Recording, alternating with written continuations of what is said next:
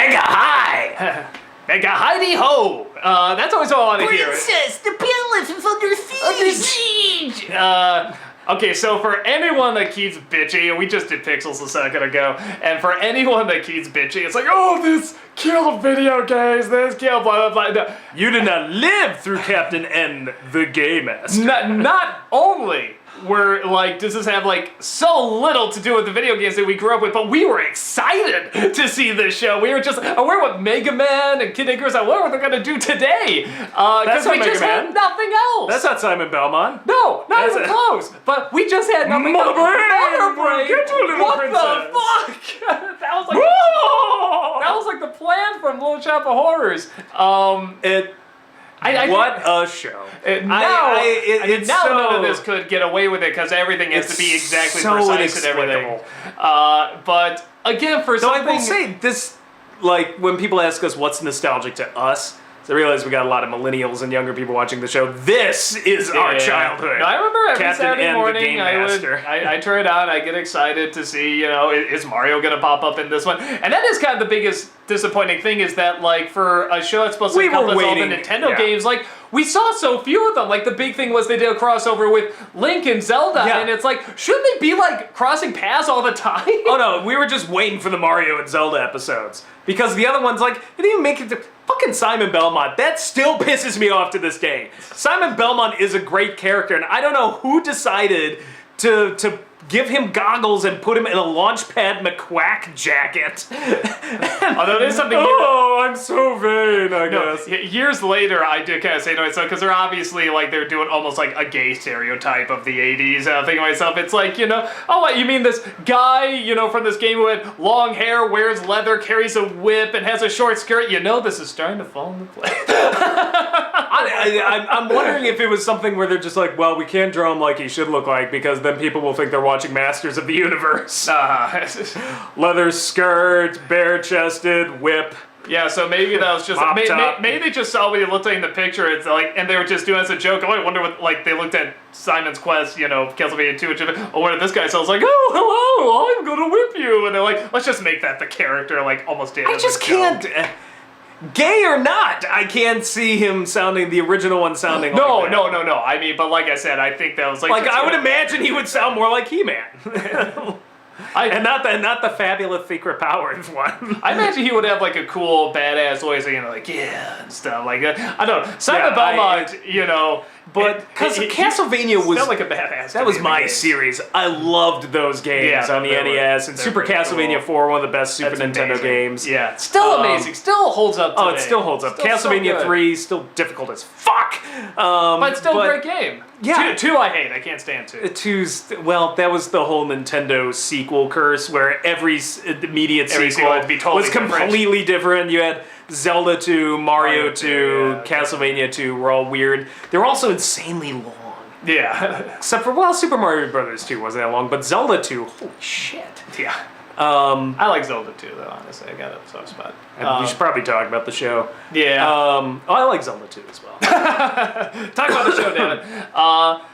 I will say this, in the opening, for years, when the kid's getting sucked into the TV and you see that green thing come through the TV going, whoa, like that, I never knew what that was. I always thought, like, something was coming out to grab I told you to clean your room. Yeah, where the hell's the mother in all this? It's just like, oh my god, where'd he go?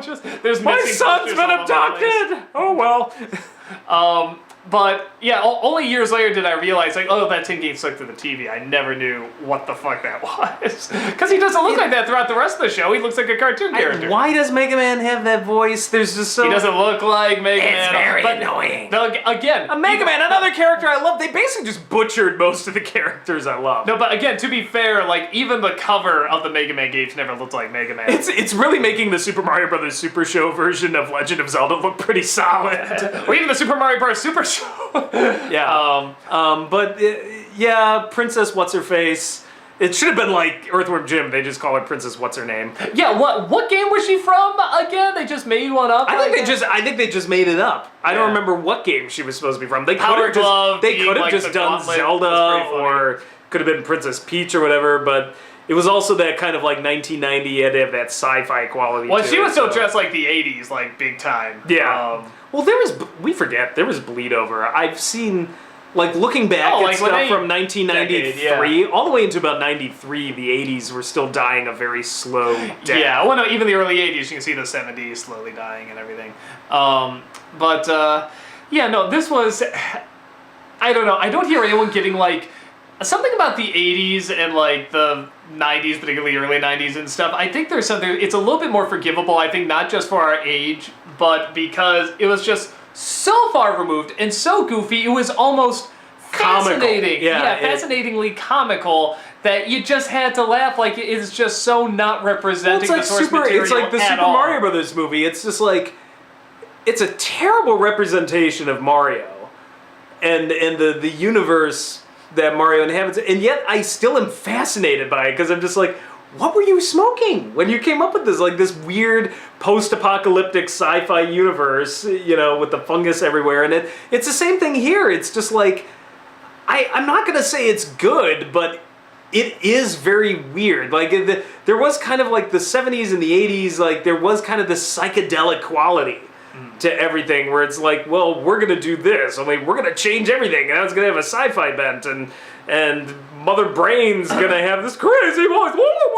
Now, maybe there was something too, I think, like, because back then there was just this big thing, like, do not try anything away from the formula or the norm or anything. So it's like, well, we gotta make something out of this, you know, video game. We gotta make a show out of it. So maybe it's like, well, okay, do it, and then just conform it to all these things that we have tested and saw have worked. Really, you know, Transformers is popular and stuff like that. Trying to make it look and sound like that. The only two video game ones that stayed true to their source, I think, is the Super Mario Brother one.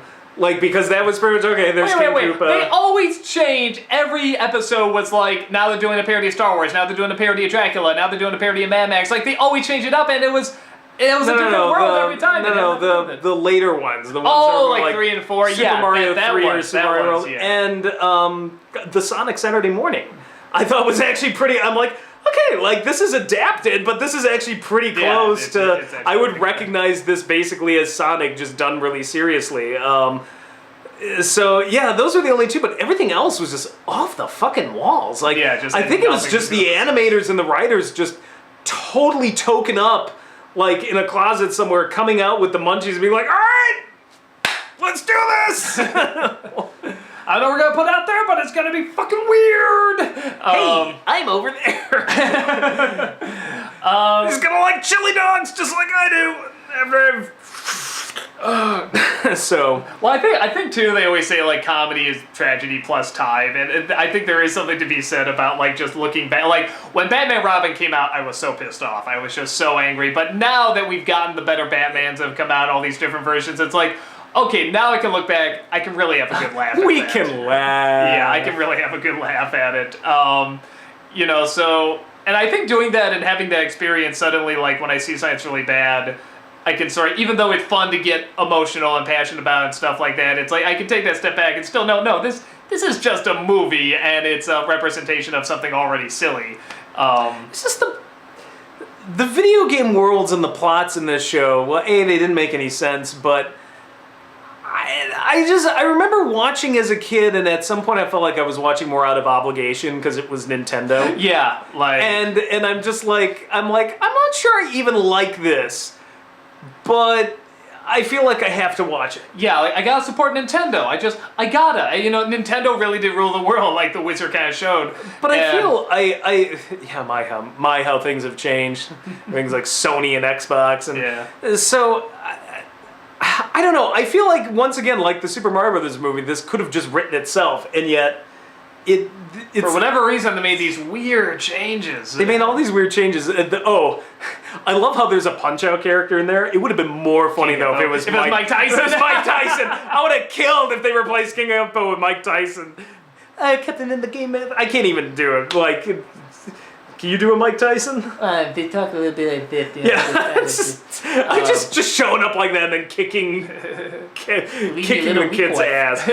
But no, Gren, I'm gonna have to make orphans and a widow out of his wife and children.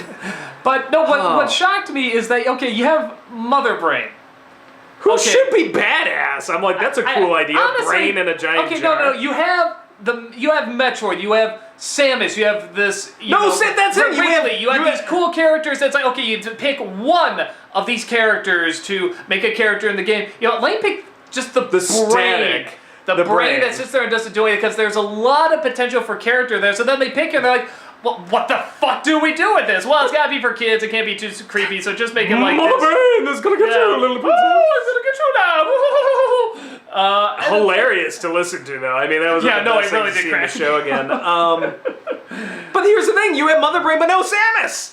Yeah. Why couldn't you get Samus in that? Though maybe that is for the best. Well, first of all, because after they butchered everyone else. No, chances are they put Samus in the show and then they make it a guy, like not knowing it was a woman. Like, oh shit, we fucked this up. They didn't get anything else about the characters right. That could have happened. It was a woman if you played the game. But then again, I'm not convinced anybody played the game. Yeah, and you have to play it to the end anyway. And they're just like, oh, whatever. It's like they got nothing else right. They just sort of looked at the game and said, okay, let's kind of do it like this, whatever. So I bet you if they did Samus, it's like every character in World, they basically read page 1 of the instruction book and then threw it behind them and said, fuck it.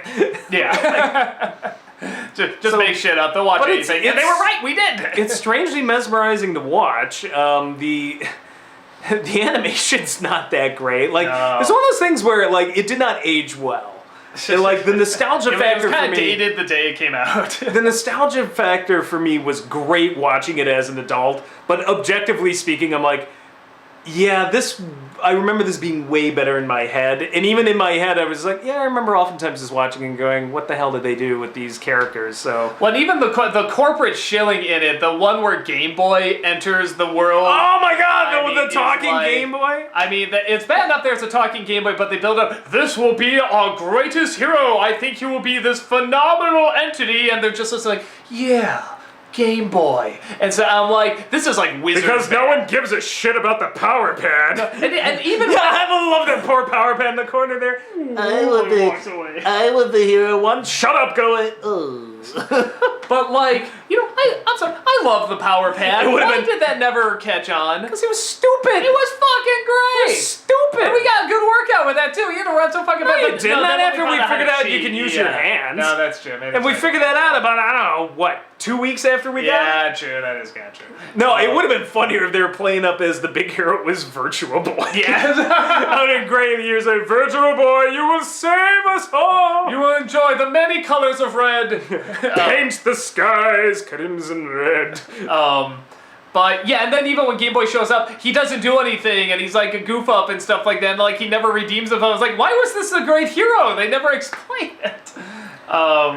If you were born after 98 or something, by the way, look up Virtual Boy and then just have a I think good fucking laugh. I think because of James Rolfe and all the other, like, it's sort of that's good, infamy, because we must never forget. We must never forget. No, it was, everyone looked at it in the game store, tried it, said, nah. So I can strain my neck, burn my retinas, and get a splitting headache? Awesome! But yeah, that's, what the hell else can you say? I don't know. I'm regretting picking this one because I'm just like, yeah, it really was a pretty shallow show.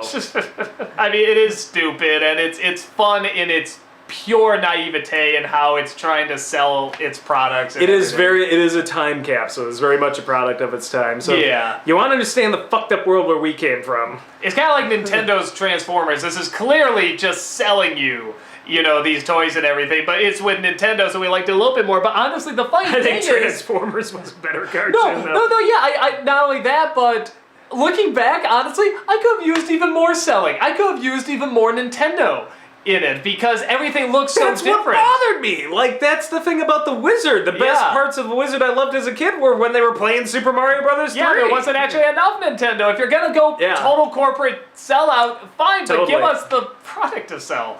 Or products, I should say. So, yeah, there it is.